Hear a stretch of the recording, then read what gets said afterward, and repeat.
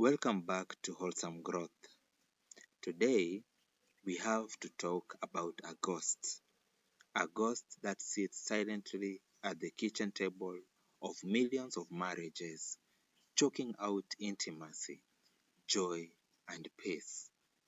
We are talking about financial infidelity. Now, when people hear the word infidelity, their minds instantly jump to affairs, secret messages, and broken marriage vows.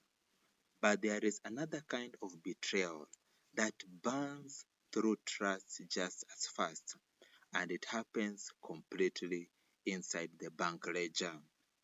Financial infidelity is a secret online loan. It is the credit card that you hide in your drawer. It is the hidden business loss you haven't confessed to. It is even the small, repeated lie about how much an item actually costs because you didn't want to deal with your partner's reaction. You might think, Mwakazi, it's just a small secret. It's not like I'm cheating on them. But hear me clearly. Secrets thrive in the dark, and marriage cannot survive in the shadows. Every hidden shilling is a brick built into a wall between you and your spouse. Today, we are bringing those ghosts into the light, not to destroy your marriage, but to give you a clean slate. Why do we do it? Why do honest, good people lie to the person they love about money? It almost always boils down to two things: fear and shame.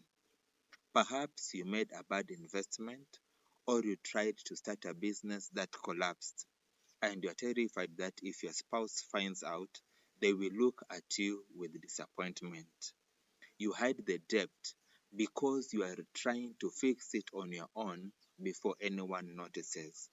Or perhaps you are married to a partner who is so controlling and judgmental that hiding your spending feels like the only way to maintain a shred of personal freedom. But here is the truth that we must face. In Proverbs chapter 28 verse 13, the scripture warns us that whoever conceals their sin does not prosper, but the one who confesses and renounces them finds mercy.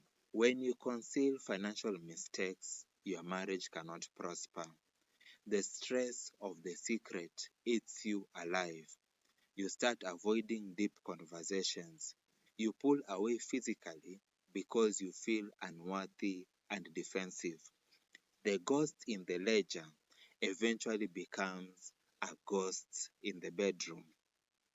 If you have a secret today, or if you are the partner who has been lied to, the goal isn't to weaponize the mistake. The goal is to find mercy, heal the wound, and rebuild the fortress. So how do we clear the ghosts? We implement the Grace and Clean Slate Protocol. Yes, the Grace and Clean Slate Protocol. This is a two-sided protocol. It requires absolute bravery from the one confessing and supernatural grace for the one listening. If you are the one holding the secret, here is your path. Step 1. Complete exposure. You cannot confess in installments. Do not say, I owe 50,000 today, and then next month confess to another 50,000. That kills trust twice. Bring the entire monster into the light all at once. Lay out the exact numbers, the exact statements, and the full truth. Step 2. Own the betrayal, not just the math. Do not say, it's just money. Why are you making it a big deal? Acknowledge the pain your spouse feels isn't just about the money lost. It's about the fact that you looked them in the eye and hid it. Apologize for breaking the team circle. Now, if you're the partner receiving the confession, here is your guardrail. Step 3. Separate the person from the problem. Your anger is completely valid. You have a right to feel hurt. But if you want to save your marriage, you must view the debt or the mistake as the enemy, not your spouse. Do not weaponize their confession. If you punish them for being honest, you guarantee they will never be honest with you again.